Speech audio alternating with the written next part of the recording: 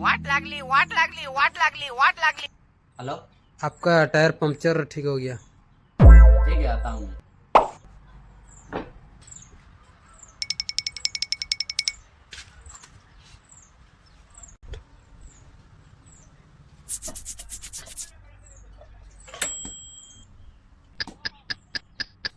Puncture ready हो गया कि नहीं? आपका डिश लाइट।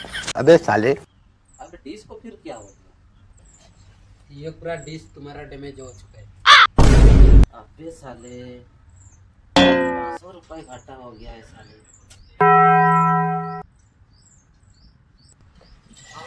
एक जुगाड़ है। A few अबे moments जैसे भी later. कर दो वे, मेरा काम रुका है।